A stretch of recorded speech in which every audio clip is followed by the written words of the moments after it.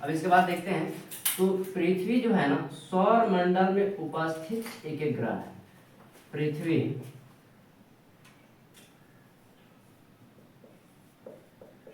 सौर मंडल में उपस्थित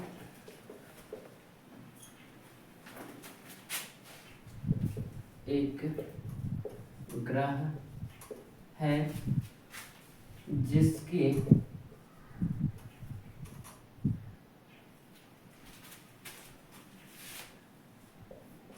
आकृति गोल है। अब ये देखिए, अब ये ग्रह क्या होते हैं, उपग्रह क्या होते हैं, ये थोड़ा अलग टॉपिक है, बस थोड़ा सा समझा देते हैं। जैसे देखिए, आप सब सौर मंडल को समझते हैं, जैसे सूर्य एवं सभी ग्रहों के सम्मिलित रूप को, या ऐसे समझिए कि सूर्य और उसके आसपास घूमने वाले सभी ग्रह, इन सभी को सम्मिलित रूप से सौर मंडल कहा जाता है, और जिसका प्रधान सदस्य सूर्य होता है। सूर्य सौर मंडल के नाभिक में अवस्थित होता है, ठीक है। मतलब सूर्य सौर मंडल में जहाँ पे अवस्थित होता है ना, उसे सौर मंडल का नाभिक बोला जाता है। समझ में आया? अब देखिए, तो अब यहाँ पे ग्रह जो है ना, ग्रह किसे कहेंगे ये थोड़ा सा समझ लीजिए। जैसे यहाँ मानते हैं कि ये क्या है, सूर्य, ठीक। अब इस सूर्य के चारों तरफ अनेकों ग्रह लगातार चक्कर लगाते रहते हैं, ठीक है। लगातार ग्रह कहें या आकाशीय पिंड कहें, ये सब क्या करते हैं, लगातार चक्कर लगाते रहते हैं। तो ऐसे समझिए, ये भी आकाशीय पिंड है, ये भी है, ये भी है। यानी यहाँ पे अगर सन है तो ये भी आकाशीय पिंड है। यहाँ पे अगर पृथ्वी है या और कोई ग्रह है तो वो क्या है, सब के सब आकाशीय पिंड है। क्योंकि जैसे हम पहले बतला दिए हैं कि आकाश में विद्यमान सभी पिंड आकाशीय पिंड कहलाते हैं, ठीक है। तो इस हिसाब से सूर्य भी आकाशीय पिंड है, ये अन्य ग्रह भी, या ये जो पिंड है ना, ये सब क्या है, आकाशीय पिंड है। आप समझिए, इसको मान लेते हैं हम पृथ्वी। ये क्या कर रहा है ना कि एक निश्चित पथ पे सूर्य का परिक्रमा कर रहा है। समझ में आ रही है? तो ग्रह किसे बोलेंगे, इसको सटीक परिभाषा यहां से निकाल सकते हैं कि वैसा आकाशीय पिंड जो एक निश्चित पथ पर सूर्य की परिक्रमा करता हो तो उसे ग्रह बोलेंगे। समझ में आ रही है? जैसे पृथ्वी एक निश्चित पथ पर घूमते हुए सूर्य की परिक्रमा करता है तो पृथ्वी को क्या बोलेंगे, ग्रह बोलेंगे। अब इसके अलावा कुछ उपग्रह भी होते हैं, जैसे पृथ्वी के आसपास भटकने वाला या घूमने वाला एक और आकाशीय पिंड है, इसे बोला जाता है चंद्रमा, मून। तो ये जो चंद्रमा है ना, ये मेनली किसका चक्कर लगाता है, ये मेनली चक्कर लगाता है पृथ्वी का।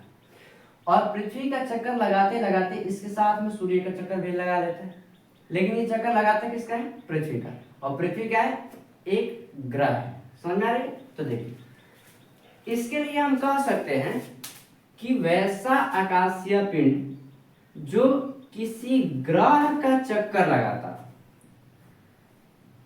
तो उसे बोला जाएगा उस ग्रह का उपग्रह। यानी इसको मानते हैं हम कि ये क्या है, मून है, चंद्रमा है, ठीक है।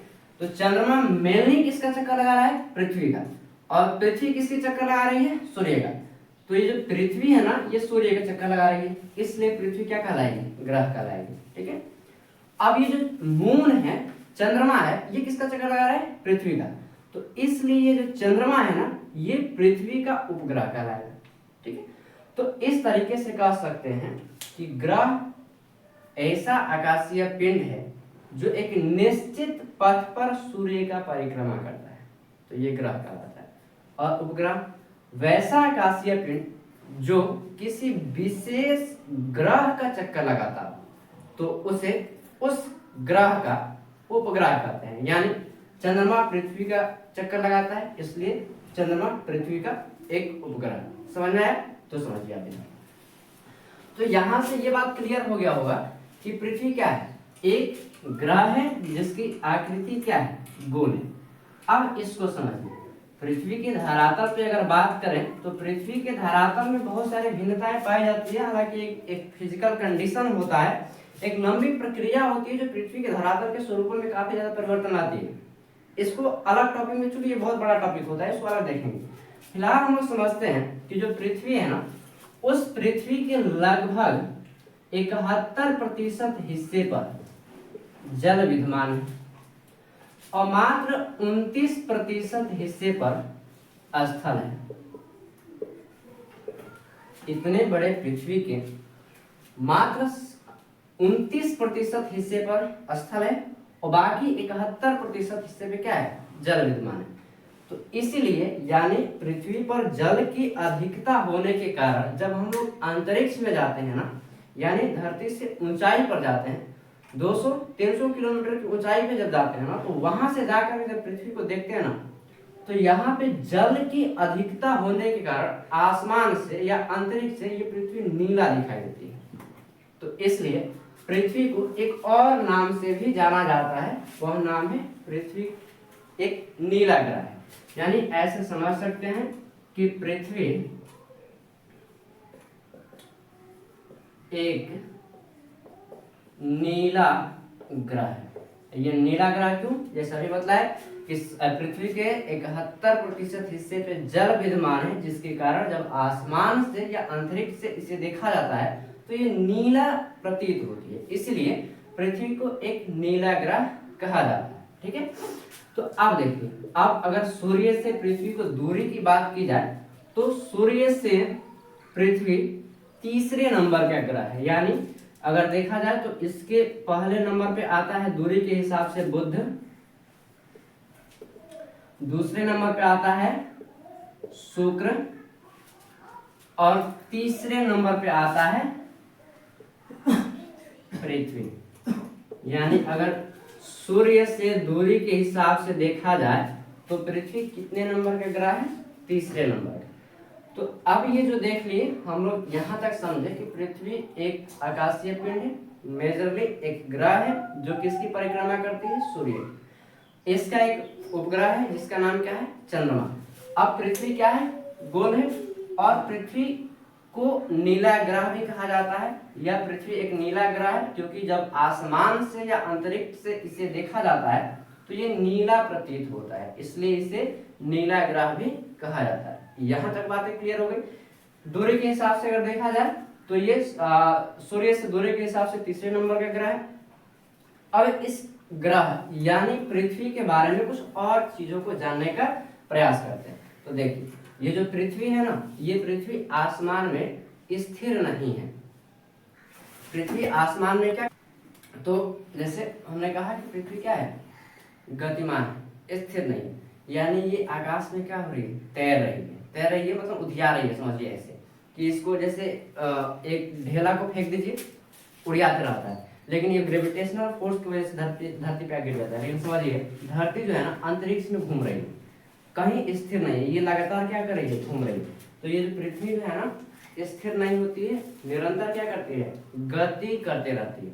और जो पृथ्वी गति करती है ना, ये पृथ्वी दो प्रकार के मेजरली गति करती है।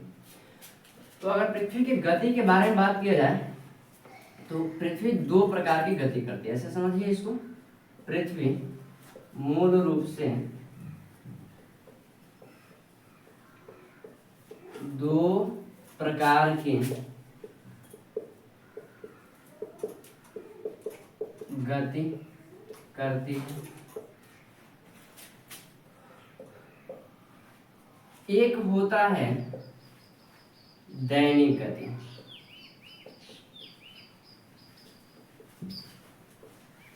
या इसको परिभ्रमण भी कहा जाता है।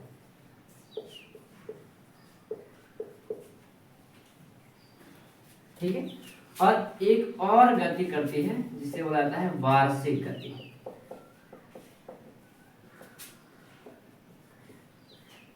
या इसे परिक्रमा भी कहा जाता है। मेजरली पृथ्वी जो गति करती है ना, ये दो प्रकार गति करती है। एक क्या होता है, दैनिक गति या परिक्रमा, और एक करती है वार्षिक गति या परिक्रमा।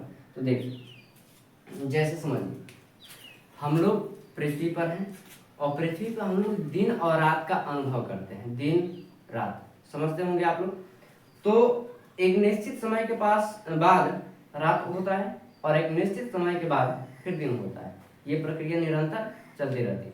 तो ये प्रक्रिया होता क्यों नहीं केवल दिन ही रह जाता है और क्यों नहीं केवल रात ही हो जाता है? तो इसका सबसे बड़ा जो कारण है वह कारण है पृथ्वी की ये वाला गति, जिसे बोला जाता है दैनिक गति। समझ में आ रही है? देखिए, जो पृथ्वी है, जैसे मान लीजिए ये है मार्गों को मान लेते हैं कि पृथ्वी, ठीक। तो पृथ्वी को अगर स्थिर रखेंगे तो ये स्थिर रहेगी, तो जिस स्थिति में रहेगी वो स्थिति इसका निरंतर बना रहेगा। लेकिन इसमें चेंजिंग होता है। चेंजिंग कैसे? मान लीजिए कि आप सूर्य की तरफ, जैसे मान लीजिए कि आपके तरफ से लाइट आ रही है, ठीक है, और लाइट मान लेते हैं सनलाइट, आपकी तरफ से लाइट आ रही हो। जब लाइट आ रही हो तो आप इसको मान लीजिए थोड़ा सा घुमा देते हैं, ये वाला हिस्सा, ठीक है, तो आपको ये फ्रंट वाला हिस्सा दिखाई दे रहा होगा, इसके पीछे वाला हिस्सा दिखाई नहीं दे रहा होगा। तो जो फ्रंट वाला हिस्सा दिखाई दे रहा है ना, यहाँ पे लाइट पड़ने के कारण दिखाई दे रहा है, ठीक। इसी तरीके से पृथ्वी के जिस हिस्से पर सनलाइट सीधे आके पड़ता है ना, वह हिस्सा प्रकाशमय रहता है। तो जब प्रकाशमय रहता है तो वहां पे दिन होता है, ठीक है।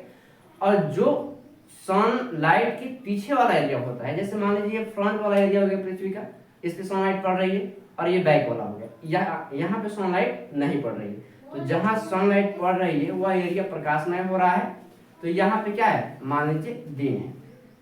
ठीक इसके विपरीत देखते हैं, इसके पीछे वाला हिस्सा में लाइट नहीं पड़ रही है, तो यहाँ पे क्या है? रात है।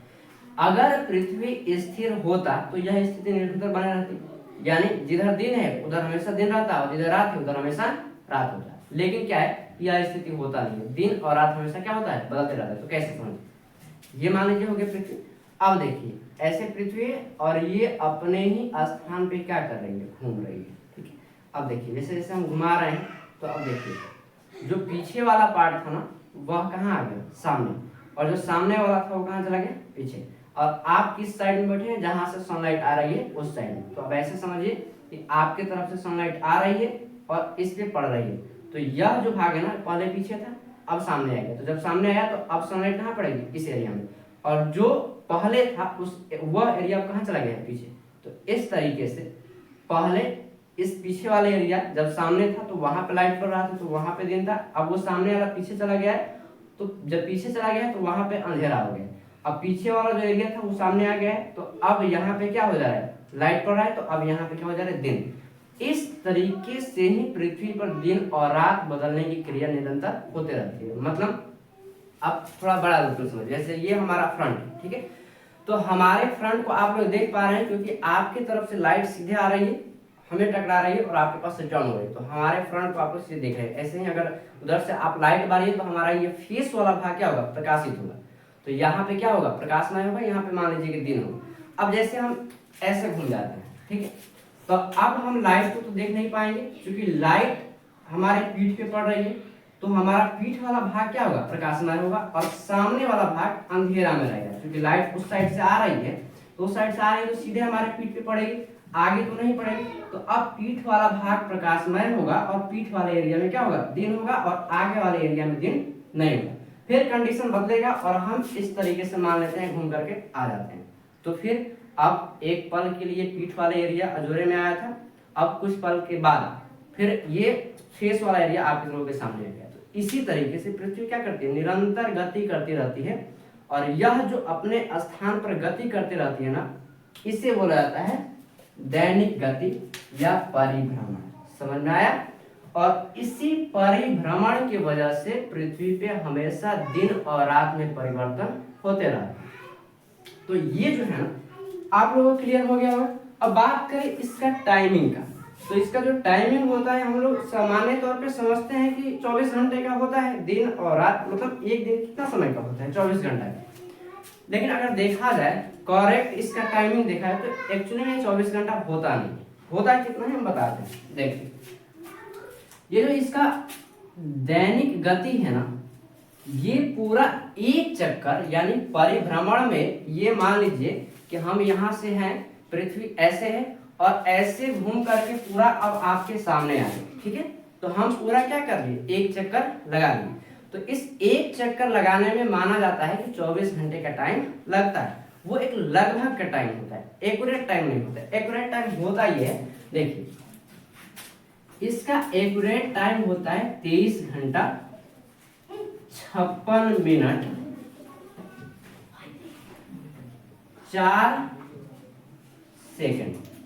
ये होता है एक्यूरेट टाइम, 23 घंटा 56 मिनट 4 सेकंड।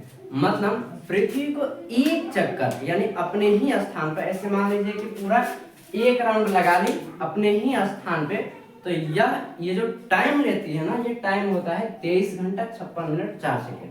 अब जो ये घूम रही है ना, इसका अगर गति की बात की जाए तो ये गति जो होता है ना, ये होता है 1610 किलोमीटर प्रति घंटा। यानी जो इस तरह इसकी परिभ्रमण करने की जो स्पीड होती है ना, वह होती है 1660 किलोमीटर प्रति घंटा, सॉरी 1610 किलोमीटर प्रति घंटा। तो इस स्पीड से पृथ्वी क्या करती है, अपनी परिभ्रमण करती है, इतनी स्पीड से चलती है। अब रही बात इस परिक्रमा की, तो परिक्रमा जो है ना, अब मान लीजिए कि हम ऐसे समझिए, जैसे ये बताया कि क्या है, पृथ्वी अपने अक्ष पे क्या कर रही है, घूम रही है। तो अपने अक्ष पे घूमने के साथ साथ ये क्या करती है, पृथ्वी का भी चक्कर लगाते रहती है। जैसे मान लीजिए घूमते घूमते क्या करेगी, पृथ्वी का भी चक्कर लगाएगी। जैसे मान लीजिए यहाँ पे है हम, ठीक, अब यहाँ से ऐसे ऐसे हम घूमते घूमते ऐसे ऐसे घूमते घूमते पूरा क्या करेंगे, ऐसे मतलब पूरा घूम घूम करके, यानी पृथ्वी अपने अक्ष पे घूमते घूमते घूमते घूमते ऐसे क्या करती है, पूरे पृथ्वी का चक्कर लगाती है। तो जब इसको अगर परिभाषा के तौर पे कहें तो परिभाषा इसका ये हो सकता है कि जब पृथ्वी एक निश्चित पथ पर सूर्य की परिक्रमा करती है, या जब पृथ्वी एक निश्चित पथ पर सूर्य का चक्कर लगाती है, तो पृथ्वी की यह गति वार्षिक गति या परिक्रमा का है। ठीक है, तो अब ये वार्षिक गति या परिक्रमा जो है ना, ये भी क्या होता है, एक निश्चित चाल से होता है और एक निश्चित समय पर होता है। जैसे मान लीजिए हम लोगों को मानना है कि जो पृथ्वी है ना, पृथ्वी सूर्य का एक चक्कर लगा देती है, और एक चक्कर लगाती है कितना टाइम है, 365 दिन। देखिए ये कितना दिन होता है, 365 दिन। यानी हम लोग मानते हैं कि एक वर्ष कितने समय का होता है, 365 दिन का। तो ये जो टाइम है ना, लगभग का होता है। इसमें भी करेक्ट टाइम ये नहीं है, क्योंकि इसमें भी अंतर होता है। अब इसमें अंतर क्या होता है, ये कितने दिन में पूरा करती है एक चक्कर। तो अगर देखा जाए ना, तो पृथ्वी सूर्य का पूरा एक चक्कर लगाने में 365 दिन 5 घंटा 48 मिनट 46 सेकंड में पूरा करते हैं। यानी पृथ्वी सूर्य का पूरा एक चक्कर लगाने में 365 दिन 5 घंटा 48 मिनट 46 सेकंड का समय लेती है। इतने टाइम में पृथ्वी पूरे सूर्य का एक चक्कर लगाती है। ये क्लियर हुआ। अब देखिए इसका भी कोई प्रभाव होगा। जैसे मान लीजिए कि हम प्रभाव पढ़े दैनिक गति का, तो दैनिक गति का प्रभाव क्या पड़ेगा, दिन और रात में परिवर्तन होता है। उसी तरीके से अगर देखा जाए वार्षिक गति का, तो वार्षिक गति की वजह से भी कोई ना कोई प्रभाव पड़ता हो, तो पड़ता है, स्वाभाविक से पड़ता है। इसको हम समझाते हैं। अब देखिए जैसे आप लोगों को मालूम होगा कि पृथ्वी जो है ना, सोझ नहीं है, मतलब कहे कि सोझ खड़ा नहीं है। ठीक है, पृथ्वी क्या ऐसे झुकी हुई है, या ऐसे मान लीजिए कि झुकी हुई। तो झुकी हुई है तो उसको हम ऐसे इस पे समझते हैं। ठीक है, ऐसे पे समझिए। जैसे मान लीजिए ये क्या है, सोझ है। ठीक है, इस सोच को थोड़ा सा घुमा देते हैं, ऐसे थोड़ा सा तिरछा हो गया। अब ये देखिए इसी तरीके से, जैसे ये मार्कर अभी क्या है, तिरछा है, इसी तरीके से पृथ्वी ऐसे सोच नहीं है, पृथ्वी क्या है, ऐसे झुकी हुई है। और ये झुकी कितनी हुई है, अपने अक्ष पर 23.5 डिग्री क्या है, झुकी हुई है। तो जब ये 23.5 डिग्री अपने अक्ष पर झुकी हुई है ना, तो इसके इस झुकाव एवं सूर्य के चारों तरफ चक्कर लगाने की वजह से मौसम में परिवर्तन होते हैं। क्या परिवर्तन होते हैं, मौसम में। किसके वजह से, पृथ्वी के वार्षिक गति की वजह से। अब कैसे होते हैं इस चीज को थोड़ा सा और डीप में समझते हैं। जैसे अगर मान लीजिए कि ये हो गया आपका पृथ्वी, ठीक। अब इस पृथ्वी को ऐसे तिरछे कर देते हैं। इस तिरछे करने के बाद अगर इस साइड से हम लाइट जलाएंगे, यानी इस साइड से अगर लाइट जलाएंगे हम, तो इस पृथ्वी का मतलब ये पृथ्वी हो गया, इधर से लाइट जलाएंगे तो इस पृथ्वी का ये वाला भाग जो है ना, जो पृथ्वी के तरफ झुका हुआ है, वह ज्यादा एरिया, यानी यहाँ का ज्यादा एरिया क्या होगा, प्रकाशमय होगा। और डायरेक्ट सनलाइट कहाँ पे आएगी, इसी एरिया में, क्योंकि ये वाला भाग जो है ना सूर्य की तरफ क्या है, झुका है। अब ठीक इसके विपरीत वाला देखिए, ये वाला जो है ना, ये सूर्य के विपरीत दिशा में है, तो यहाँ पे क्या होगा कि लाइट कम पड़ेगा, किसका, सूर्य का। यहाँ से लाइट मारेंगे तो जो पृथ्वी का जो एरिया सूर्य के तरफ झुका हुआ है, वहां पे अधिक लाइट पड़ेगा, डायरेक्ट लाइट पड़ेगा। और इसके विपरीत वाला जो ये वाला एरिया है ना, जो सूर्य से बाहर की तरफ झुका है, इस पे सूर्य का डायरेक्ट लाइट नहीं पड़ेगा। इस वजह से क्या होगा कि इसका बहुत बड़ा एरिया प्रकाश से प्रकाशमय नहीं होगा। तो यही कारण होता है कि देखिए, जब इस एरिया पर डायरेक्ट सनलाइट पड़ता है ना, तो यहाँ पे टेम्परेचर अधिक हो जाता है, यानी यहाँ पे क्या होता है, गर्मी का मौसम हो जाता है।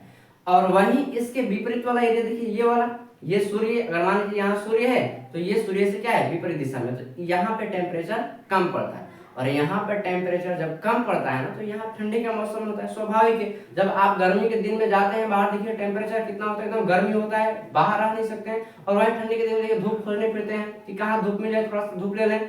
तो स्थिति इसी वजह से होती है। मतलब जब आप जैसे ऐसे समझिए ना कि आप सीधे जाकर के लाइट बड़ा हो, लाइट ऑफ देख ली तो क्या होगा, चुनहरी आ जाएगा आपको। मतलब आप सीधे लाइट को देखिए, लाइट क्या है, प्रकाश ज्यादा पड़ेगा।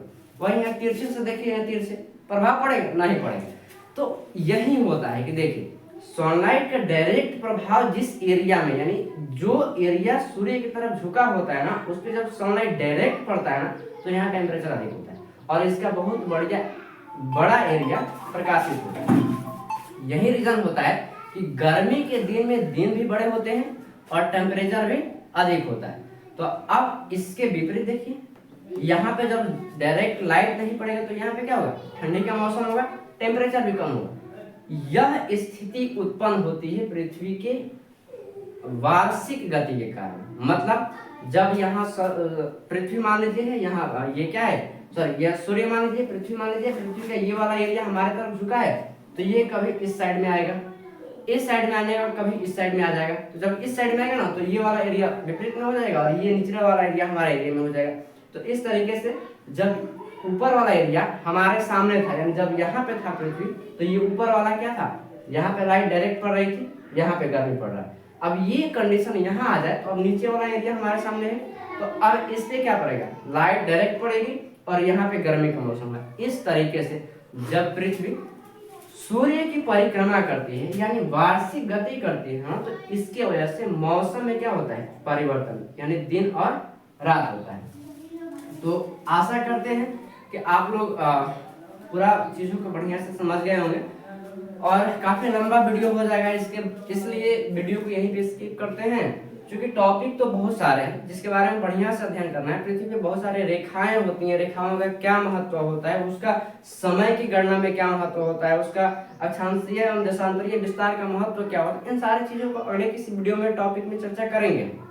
फिलहाल ये वीडियो थोड़ा लंबा हो जाएगा, इसलिए अभी इस वीडियो को यहीं स्किप करते हैं। और बहुत बहुत शुक्रिया आप सभी का। और ये हमारा इस YouTube चैनल पर पहला वीडियो था और इस YouTube या ऑनलाइन फील्ड में हम पहली बार अपना वीडियो अपलोड करें, इसलिए आप लोगों से गुजारिश है कि आप लोग वीडियो को लाइक करें और सब्सक्राइब करें, शेयर करें, ताकि सब तक ये वीडियो पहुंच पाए और हमें सपोर्ट करें। धन्यवाद।